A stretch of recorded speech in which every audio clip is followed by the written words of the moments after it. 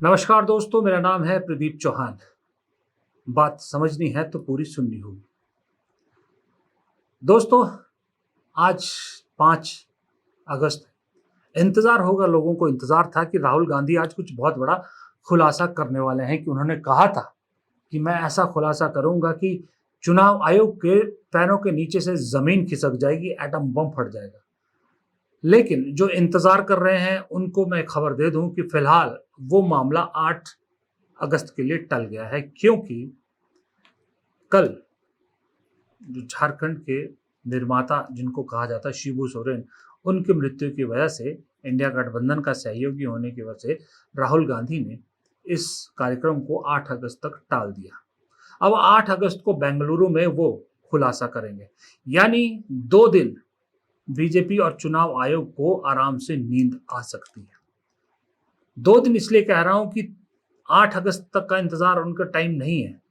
7 अगस्त को राहुल गांधी ने हमारी देश की राजनीति में एक टर्म यूज होती है, डिनर डिप्लोमेसी, वो की है। राहुल गांधी ने 7 तारीख को अपने नए घर में इंडिया गठबंधन के सभी नेताओं को बैठक के लिए बुलाया है, डिनर पे बुलाया है। और इसके लिए राहुल गांधी ने बाकायदा खुद हर नेता को फोन किया है और हर नेता ने हामी भी भरी है आने के लिए, सिवाय अरविंद केजरीवाल के, क्योंकि वो इंडिया गठबंधन से अपने को अलग ऑलरेडी कर चुके हैं। और इस बैठक का सबसे बड़ा जो मुद्दा है वो है एसआईआर को लेकर क्या स्ट्रेटेजी अपनाएगा इंडिया गठबंधन, और राहुल गांधी अगले दिन क्या खुलासा करने वाले हैं। ये ब्रीफ अपने सहयोगियों को एक दिन पहले देंगे कि मेरे पास ये मसाला है। एसआईआर के मुद्दे पर विपक्ष, खास करके इंडिया गठबंधन, कितना एकजुट और कितना एग्रेसिव हो चुका है, इसका अंदाजा आप इसी बात से लगा सकते हैं कि कल इस मुद्दे को लेकर, एसआईआर के मुद्दे को लेकर जो संसद में हंगामा चल रहा है, उसे रोकने के लिए लोकसभा अध्यक्ष ने बैठक भी बुलाई थी। लेकिन विपक्ष ने एक ही मांग करी कि एसआईआर के मुद्दे पर आप डिस्कशन करा लीजिए, हमें कोई दिक्कत नहीं है। लेकिन लोकसभा अध्यक्ष उसके लिए तैयार नहीं हुए, तो यानी हंगामा सदन में और सदन के बाहर दोनों जगह एसआईआर के मुद्दे पर होना है। ये एसआईआर ट्रायल के तौर पे बिहार में चुनाव आयोग ने शुरू किया था, लेकिन चुनाव आयोग का ये कहना कि इसे हम पूरे देश में लागू करेंगे, ये इतना कहना भर काफी था पूरे इंडिया गठबंधन को, जो टूटता नजर आ रहा था, उस इंडिया गठबंधन को पहले से भी ज्यादा मजबूत करने में। क्योंकि जिन अरविंद केजरीवाल ने इंडिया गठबंधन को छोड़ दिया है, वो इस देश में अकेले विपक्षी ऐसी पार्टी है जिसे इस एसआईआर से ज्यादा फर्क नहीं पड़ता।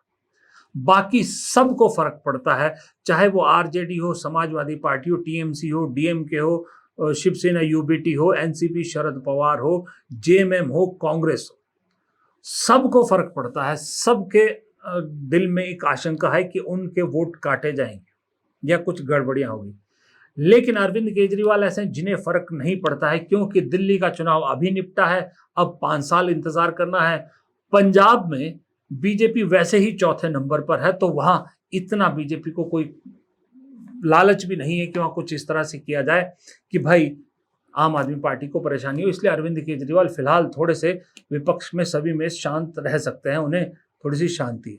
लेकिन बाकी सबको डर है, इसलिए डर हमेशा आपको जो है ना एकजुट कर देता है, एक दूसरे के साथ खड़ा कर देता है।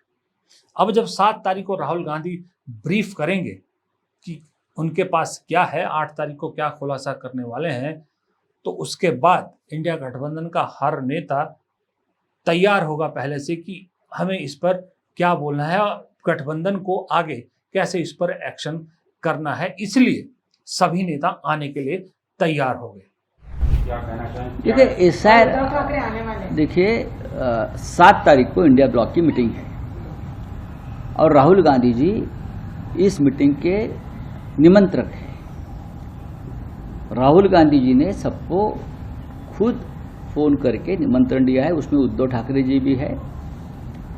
तो उद्धव ठाकरे जी दिल्ली में उस बैठक के लिए आएंगे। 7 तारीख की जो बैठक है, उद्धव जी 6 तारीख को दिल्ली में आएंगे और 8 तारीख तक दिल्ली में रहेंगे, मीटिंग में भी शामिल होंगे, सबसे मिलेंगे।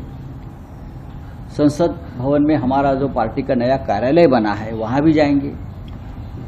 और दिल्ली में जो प्रमुख नेता है उनसे मिलने की हम कोशिश करें। इन सब बातों पे चर्चा होगी सर, इन सब बातों पे चर्चा होगी मीटिंग में। बहुत सी बातें हैं ना, सबसे बड़ा तो एसआईआर है, ऑपरेशन सिंदूर है, ट्रम्प का टेरिफ है, देश की स्थिति है, वाइस प्रेसिडेंट के चुनाव को लेकर सभी बातें एजेंडे पे है और हम सब पर बात करेंगे। अगर इतने बड़े नेता दिल्ली में इंडिया ब्लॉक के बैठक में शामिल हो रहे हैं तो सब बातों पर चर्चा हो जाएगी, क्योंकि दिल्ली में बहुत से लोग हैं जिनका बार बार आना नहीं होता है। ये एसआईआर का मुद्दा सरकार के गले में कैसे फंस गया है, इसका एक उदाहरण कल संसद में भी मिला, जब संसद द्वार पर अनौपचारिक रूप से जब प्रियंका गांधी और राजनाथ सिंह की मुलाकात होती है, राजनाथ सिंह बात करते हैं, तो वहां खड़े लोगों ने बताया कि प्रियंका गांधी ने राजनाथ सिंह से कहा कि सर एसआईआर पर तो चर्चा करा लीजिए। तो उसके सवाल सुनते ही राजनाथ सिंह के चेहरे पर जो भाव आए हैं, जितने अनकंफर्टेबल हुए, वो पूरी कहानी अपने आप में बता देते हैं कि इस मुद्दे को लेकर कितनी अनकंफर्टेबल हो चुकी है इस वक्त बीजेपी। अब ऐसे में राहुल गांधी 8 तारीख को बेंगलोर में ये खुलासा करेंगे और उसके बाद 9 तारीख को पहुंचेंगे बिहार, क्योंकि इसी एसआईआर के मुद्दे पर 10 तारीख से राहुल गांधी फिर एक बार तीसरी बार सड़क पर उतर रहे हैं। और राहुल गांधी जब जब सड़क पर उतरे हैं तब तब बीजेपी परेशान हुई है, बीजेपी बेचैन हुई है।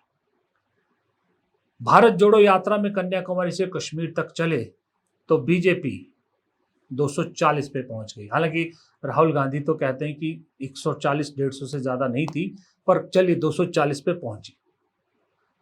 फिर यात्रा की नॉर्थ ईस्ट से गुजरात की, तो हिमंता बिस्वा शर्मा की असम सरकार इस वक्त डामाडोल है। अब बिहार में एसआईआर को लेकर 15 दिन की यात्रा पर राहुल गांधी पहुंच रहे हैं, साथ में तेजस्वी होंगे।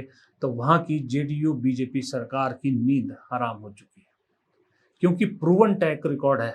और ये सिर्फ राहुल गांधी के साथ नहीं, भारत में जब जब जिस नेता ने कोई पैदल यात्रा की है या कोई यात्रा की है, उसे हमेशा उसका फायदा हुआ है। चाहे वो चंद्रशेखर हो, चाहे वो लाल कृष्ण आडवाणी हो, चाहे राहुल गांधी हो, हमेशा यात्राओं का फायदा हुआ है। इस देश के लोग उस नेता को बहुत पसंद करते हैं जो पैदल यात्रा करके लोगों के बीच पहुंचता है। अब इस परेशानी में, इस यात्रा से जेडीयू बीजेपी जाहिर सी बात है परेशान है, लेकिन कांग्रेस जो चौथे नंबर की पार्टी है, उसके बावजूद इतना संघर्ष कर रही है, तो उसके अंदर तो जोश आना स्वाभाविक है। राहुल जी लगातार 10 तारीख से पूरे गठबंधन भी जगह जगह साथ रहेंगे। कटिहार तक का दौरा है कि हम किसी भी कीमत पर गरीब की आवाज़ को दबने नहीं देंगे, उसके अधिकार को छीनने नहीं देंगे। और जो पिछले दरवाजे से बीजेपी सत्ता में आना चाहती है, उसको हम आने नहीं देंगे। अब देखिए, 15 दिन की इस यात्रा में कई जिलों से होकर राहुल गांधी गुजरेंगे। जाहिर सी बात है, जितने जिले वो कवर करेंगे, इतनों में तो शायद कांग्रेस को टिकट भी नहीं मिलेगी, इतने तो कांग्रेस की सीटों के दावा भी नहीं है। इसका मतलब कांग्रेस से ज्यादा फायदा आरजेडी को इस यात्रा का होगा, इसीलिए तेजस्वी यादव उनके साथ रहेंगे। और ये गठबंधन धर्म का एक हिस्सा होता है कि हर बार अपने फायदे के लिए ही नहीं नेता को करना पड़ता। जब आप गठबंधन में होते हो तो कई बार आपको अपने सहयोगियों के फायदे के लिए भी चीजें करनी पड़ती है। इसीलिए राहुल गांधी ये यात्रा कर रहे हैं, क्योंकि जानते हैं गठबंधन धर्म निभाना उनकी जिम्मेदारी है। और वो इसीलिए कहते हैं कि मैं लीडर ऑफ ऑपोजिशन सिर्फ कांग्रेस का नहीं हूं, मैं पूरे इंडिया गठबंधन का लीडर ऑफ ऑपोजिशन हूं। मैं किसी से कह रहा था, अभी कुछ दिन में बात हो रही थी, कि मैं गारंटी दे सकता हूं अगर ज़रूरत पड़ेगी बीजेपी से लड़ने के लिए या कुछ सिस्टम से लड़ने के लिए, तो राहुल गांधी ममता बनर्जी के साथ भी पश्चिम बंगाल में खड़े नजर आएंगे। ममता बनर्जी बेशक उन्हें इतना पसंद नहीं करती, लेकिन जब बात एक सिस्टम से लड़ने की हो तो वो अपने सहयोगी के तौर पे राहुल गांधी ममता बनर्जी के साथ खड़े पाए जाएंगे। झारखंड में हेमंत सोरेन के साथ खड़े थे, दिल्ली में अरविंद केजरीवाल के साथ खड़े हो गए थे। ये अलग बात है कि अरविंद केजरीवाल को अब कुछ और दिख रहा है, लेकिन हेमंत सोरेन से याद आया कि कल जब उनके पिता की मृत्यु हुई तो प्रधानमंत्री बाकायदा हॉस्पिटल गए उनसे मिलने के लिए। उससे पहले कुछ दिन पहले झारखंड गए थे प्रधानमंत्री, तब भी हेमंत सोरेन से खूब गले मिले थे, खूब बढ़िया मिल रहे थे, कोई उनकी सरकार की ज्यादा बुराई नहीं की। क्या इसके पीछे क्या कहानी है? प्रधानमंत्री क्यों हेमंत सोरेन को कोई फिलर दे रहे हैं क्या? अगर फिलर दे रहे हैं तो क्यों दे रहे हैं? क्या राष्ट्रपति के साथ प्रधानमंत्री और गृह मंत्री की मुलाकात के कुछ इशारे हैं कि प्रधानमंत्री कहीं से कोई कुशन ढूंढ रहे हैं? अगर कुशन ढूंढ रहे हैं तो क्यों ढूंढ रहे हैं? क्या इस एसआईआर के मुद्दे को विपक्ष का रुख देखकर कहीं ऐसा तो नहीं कि नीतीश कुमार का साथ छोड़ने को फिर बीजेपी तैयार हो रही है और कुशन के लिए हेमंत सोरेन की तरफ हाथ बढ़ा रही हो? ये मैं एक स्पेकुलेट कर रहा हूं कि कहीं ऐसा तो नहीं है। ये प्योरली मेरी स्पेकुलेशन है, लेकिन मुझे इतना भी विश्वास है कि हेमंत सोरेन वो नहीं भूले होंगे कि उन्हें मुख्यमंत्री रहते कुछ महीने पहले कैसे जेल में डाल दिया गया था। इतनी कमजोर रीढ़ की हड्डी हेमंत सोरेन की नहीं है कि ये चीजों को इतनी जल्दी भूल जाए। इसलिए मुझे ऐसा लगता है कि प्रधानमंत्री के फिलर कोई काम वहां करने वाले नहीं है।